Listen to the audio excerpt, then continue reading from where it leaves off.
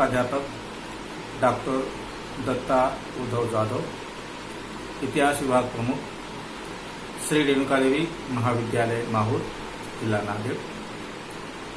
गौर धर्म, गौर घाटी और बंजारा समाज एक अभ्यास या लेख लिखा हूं और ये आपके सामने मैं बताने जा रहा हूं। विश्व की संस्कृति में गौर बंजारा संस्कृति का अपना एक विशेष स्थान है।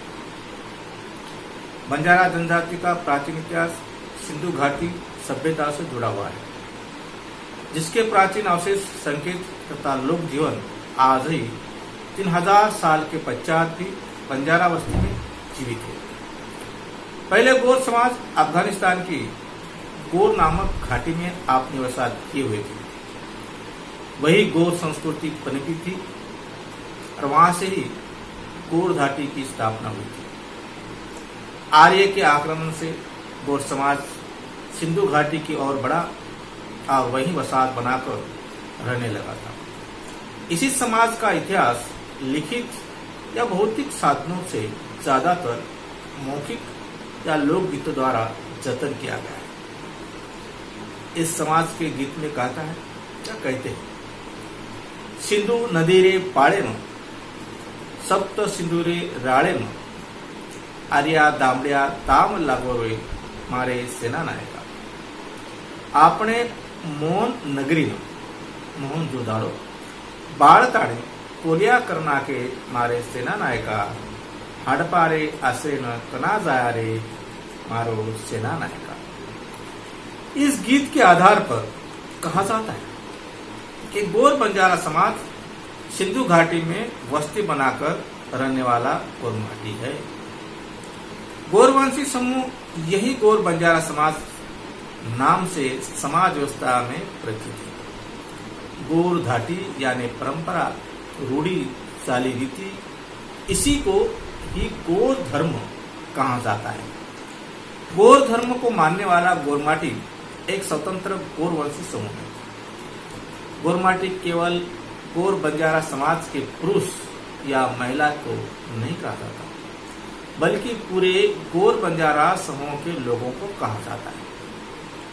गौर बंजारा समाज अपने आप को गौरमाटी नाम से पहचानती है। भारत में 7वीं शताब्दी से अरबी तुर्की का आक्रमण शुरू हुआ था।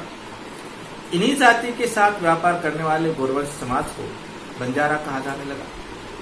अरबी में बनज शब्द का बना, बनज यानी बंजारा, व्यापारी और व्यापार करने वाले बंजारे। भारत में व्यवसाय के आधार पर जाति का नाम दिया गया और भारतीय व्यापार का इतिहास जब हम देखते हैं तो बंजारा शब्द 11वीं शताब्दी में दिखाई देता है। मध्ययुगीन काल में गौर समाज के पास बहुत ज्यादातर गाय बैल थे। गौर बंजारा बैलों के पीठ पर सामान लादकर ले जाने लाने का काम करते थे। इसलिए व्यापार करने वाले बंजारा समाज बंजारे बन गए।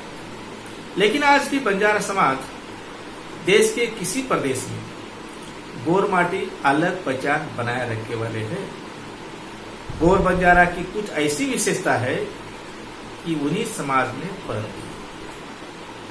गौरवंशी बंजारा समाज के जो मूल जीवन के पहचान 5 प्रकार में आते हैं, जैसे बस्ती यानी तांडे में रहते हैं, गौर घाटी यानी गौर धर्म से अपनी चाल रीति करते हैं, भाषा यानी बानी अपनी अलग है, वेशभूषा यानी बाणों भी अलग है, लोक कला यानी लोकगीत भी अलग है।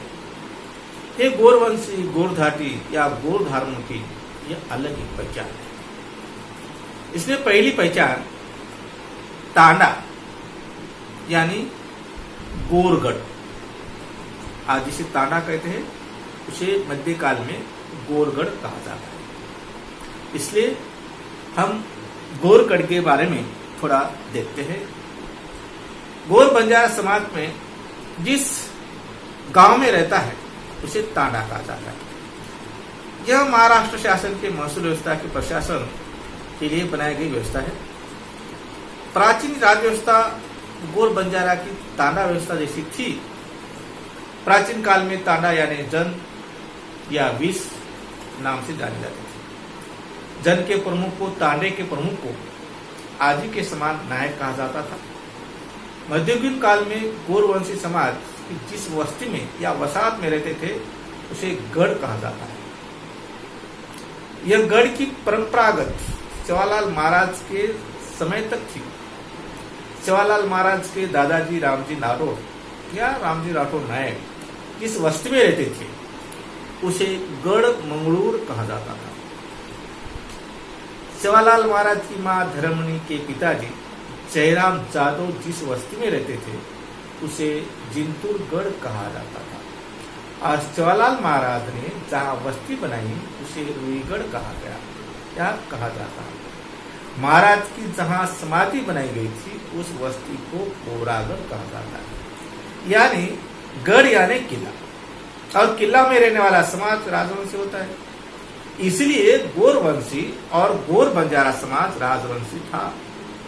जहां राज सत्ता होती है वहां धर्म सत्ता ही होती है, और यह धर्म सत्ता यानी गोर धर्म पहले से ही था, और उसे गोर धर्म नाम से गोरवंश में गोर बंजारा समाज में चली आ रही थी। और भारत के स्वाधीनता के बाद गोर बंजारा समाज एक विमुक्त समाज बना दिया गया और बस्ती को ताना बना दिया गया। लेकिन आज भी बंजारा समाज परंपरागत राज व्यवस्था को तांडे में बनाए रखे है। तांडे के नियंत्रण रखने के लिए आज भी अनुशासन व्यवस्था निर्माण की गई है, जिसे तांडा व्यवस्था कहा जाता है। तांडे में विभिन्न गोरवंश के गोत्र रहते हैं। गोर बंजारा समाज अपने आप को गोर और दूसरे समाज वाले को कोर कहता है। तांडे के सामाजिक और धार्मिक नीतियों का प्रमुख जो रहता है उसे नायक कहा जाता है। इन सारी स्थितियों में या इन परिस्थितियों में तांडे का जो देखभाल करने वाला होता है, कारोबार पर ध्यान देने वाला होता है, वह व्यक्ति को कारभारी कहा जाता है। नायक और कारभारी के साथ हसाबी, नसाबी, डायसाड़ो नामक के बस्ती में लोग रहते हैं। राठौड़ ज्यादातर नायक होते हैं, जाधव कारभारी, चौहान डायसाड़ो, पवार हसाबी, आर्य नसाबी। इन 5 व्यक्ति को पच्चगण कहा जाता है या 5 गण कहा जाता है। जहां गोर बंजारा समाज की पंचायत भरती है उस आम सभा को मड़ाव कहा जाता है।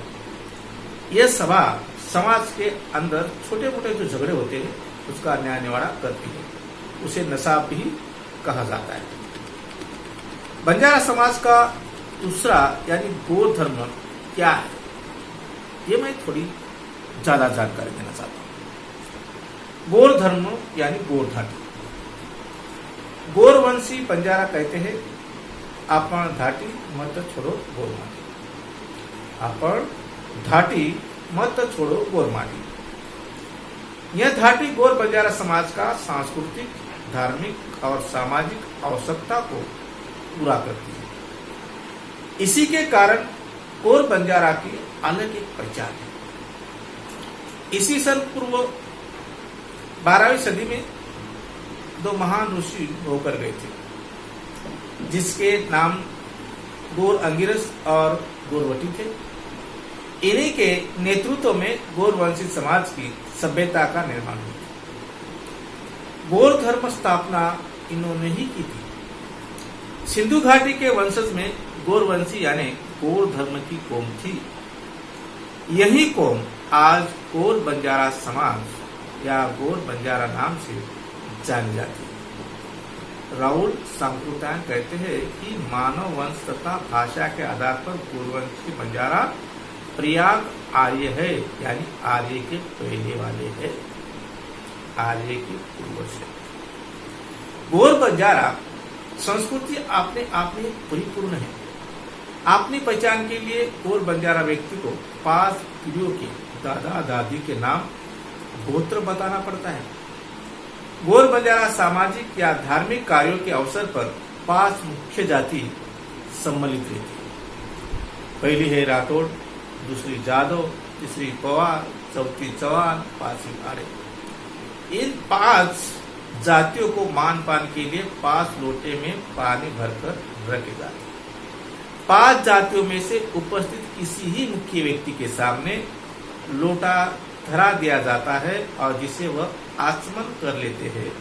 और गौर धर्म के अनुसार तांडे में जन्म से लेकर मृत्यु तक यानी मरने तक संस्कार किए जाते हैं, जैसे तलवा धोकेरो, धुंड, वधाई, साड़ी, पाल, पोतड़ो, नात्रो, वाया इत्यादि संस्कार किए जाते हैं।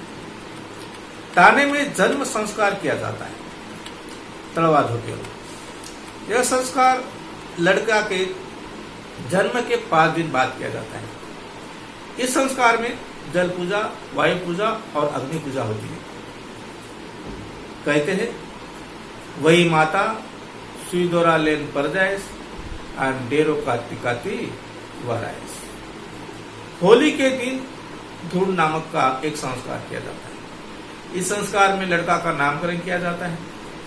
इस समय लड़के को भविष्य में निभाने वाली जिम्मेदारियां का एहसास दिलाते हैं। इस समय एक गीत गाया जाता है, ससुराल जाके लाड़ी लाना, लाड़ी लाके पलंग बिछाना, पलंग परिया पान चबाना, गुणवंत हो तो गुण बतलाना, ससुरो बूढ़ो के पाँव दबाना, सासू बुढ़ी सीख दिलाना, उतरी फांगन लागे से आई होली बाजी पोड़ी, चरी के चरिया चंपा डाल, जूजू चंपा लेरा ले, जूजू पूत लेरो ले।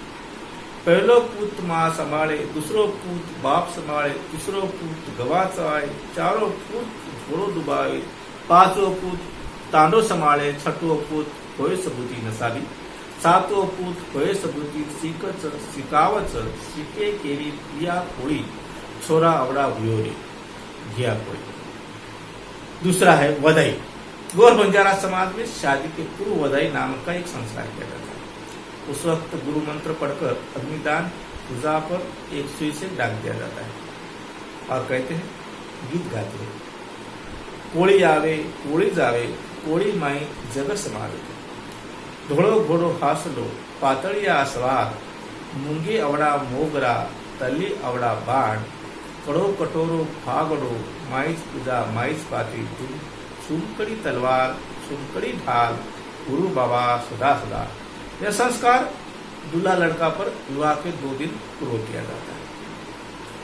गौर बंजारा समाज में विवाह के संस्कार सगाई से लेकर विदाई तक 120 विधि संस्कार होते हैं। जन्म से लेकर मरने तक विभिन्न संस्कार किए जाते हैं, जैसे दाड़ो, 12वीं, 13वीं आदि। बंजारा समाज में त्योहार यानी सन भी किया जाता है। त्योहार में अलग अलग ढंग से किया जाता है। गौर बंजारा समाज में सार्वजनिक रूप में मनाए जाने वाले मुख्य त्योहार सोमनाथ, अखाड़ी, जामड़ावस, नागपंचमी, तीज, दिवाली, दशहरा और होली होते हैं। बरसात के प्रारंभ में धरती पूजा के रूप में सोमनाथ ओरी नामक बकरा बलि देकर नैसर्गिक पूजा की जाती है। यह पूजा किसी मूर्ति के सामने की जाती है, किसी मूर्ति नहीं रखते वहां पर। तांडे के सामने पूर्व दिशा की ओर बकरा को बलि दिया जाता है। वैसे ही तीज त्योहार है। यह त्योहार मुख्य रूप से लड़कियों का होता है। तांडे के जिस घर में लड़की होती है उस लड़की के नाम से बांस की टोकरी में मिट्टी डालकर श्रावण पूर्णिमा के दिन गेहूं का बीज बोया जाता है। तांडे की सभी लड़कियां एक साथ सुबह और शाम इस टोकरी में पानी डालकर गेहूं के बीज को 11 दिन तक बड़ा करती है। 90वें दिन लड़कियां तांडे में 3 डूबने के बाद डंगोड़ी गीत गाकर गेहूं के आटे की पोड़ी में गुड़ डालकर लड्डू बनाकर उसे तांडे में घर घर बांटा जाता है। 10वें दिन गणगौर की पूजा की जाती है।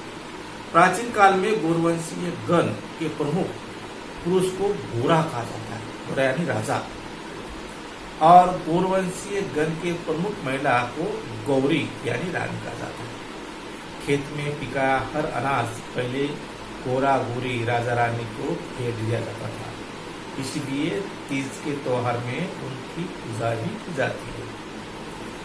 गौर संस्कृति का परिणाम दुनिया की प्राचीन संस्कृति पर हुआ है। गौर वंशियों की अलग अलग स्वतंत्र एक संस्कृति है। इसी प्रकार जीवन जीने की एक अलग परंपरा है। गौर बंजारा लोग जीवन के संस्कार रूप में आज ही स्वतंत्र व्यवस्था रखी है। इसी को गौर घाटी कहते हैं। इसी को गौर धर्म कहा जाता है। और गौर घाटी एक स्वतंत्र गौर सिखवाड़ी गौर धर्म है।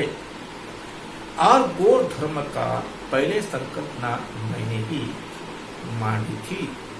गौर धर्म क्या है ये समझने के लिए मैंने ही गौर धर्म के बारे में अलग अलग विचारवंतों से बात की थी। और गौर धर्म क्या होना चाहिए, धर्म सत्ता कैसा होना चाहिए, गौर माटी की धर्म सत्ता क्या थी, इसके बारे में मैं गौर धर्म के इस लेख में थोड़ा बताया हूँ। और इसको अलग से बहुत बड़ा लिखने वाला है। इसके ऊपर वो एक लेख अलग ढंग से लिखने वाला है। दूसरा यानी तीसरा, गौर वाणी गौर भाषा। देश के एकमात्र गौर बंजारा जमात है जिसकी बोली भाषा और गोत्र एक जैसे ही है। गौर बंजारा आज ही अपने विभिन्न प्रांत में बसे हुए हैं। अपने जात भाइयों से अपनी मातृभाषा यानी गौर बोली में वार्तालाप करता है। अलग अलग प्रांत के गौर वंशी अपने आप को गौर माटी नाम से परिचय देते हैं। गौर बंजारा गौर माटी की अपनी एक अलग गौर वाणी या गौर भाषा है। गौर बंजारा का मूल स्थान गौरस्थान गौरबंद नदी का यानी गौर बंजारा मूल जहाँ पे रहते थे वहाँ गौरबंद नदी तथा गौर पहाड़ियाँ सिंधु नदी के घाटी सभ्यता के भूभाग के पहले वाले। गौर बंजारा जमात कई शताब्दियों से विशिष्ट भूभाग में बसा हुआ था। इसके कारण उनकी अपनी एक कबीले के आंतरिक व्यवहार बोलचाल के लिए जिस बोली का निर्माण हुआ वही गौर बोली है। और गौर बंजारा की गौर बोली की फिलहाल कोई लिपि नहीं मिलती। इसलिए प्रादेशिक भाषा में गौर बंजारा गौर साहित्य लिखे जा रहे हैं।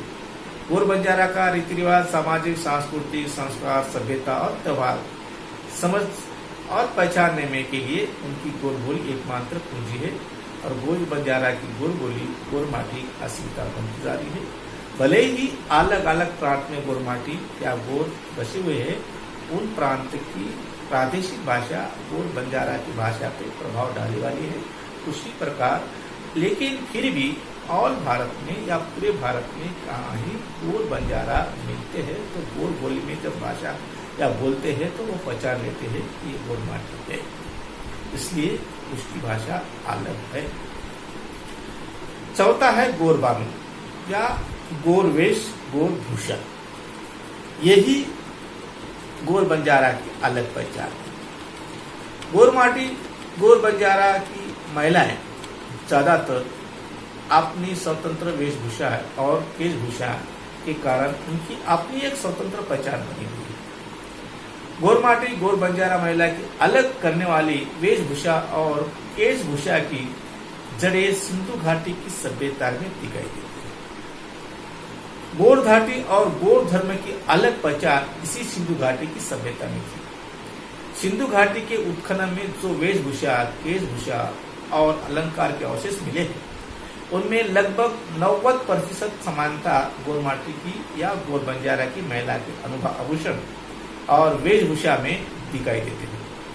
ताने में आज भी गौर माटी गौर बंजारा की महिलाएं घाघरा ओढ़नी काचड़ी आटी चोटला घुगरी टोपली कोपरा दंडी कड़म कलडा पायजम लटकन कणदोड़ो पाटलिया कड़ा फुरिया फुली गुड़ मरकी चीर मणका आदि अलंकार की पहरा होती है। इसी को गौर बानु कहते हैं। यही गौर माटी गौर बंजारा की अलग एक पहचान है। गौर बंजारा गौर माटी की एक वेशभूषा अलग होती है। अब ये वेशभूषा ज्यादातर ग्रामीण भागों में या ग्रामीण क्षेत्र में दिखाई देती है। शहर के गोरमाटी ज़्यादातर ये पहनाव बंद कर रहे, लेकिन फिर भी आज भी तांडे बस्ती में बंजारे इस भूषा को मानते हैं और पहनते हैं, और बड़े बड़े लोग आज उसे एक फैशन बना के भी बड़े बड़े प्रोग्राम में पहनते हैं। कहीं दिखाई देता है बंजारा घाघरा ही बड़ी बड़े श्रीमंत लोग पहनते हुए दिखाई देते हैं।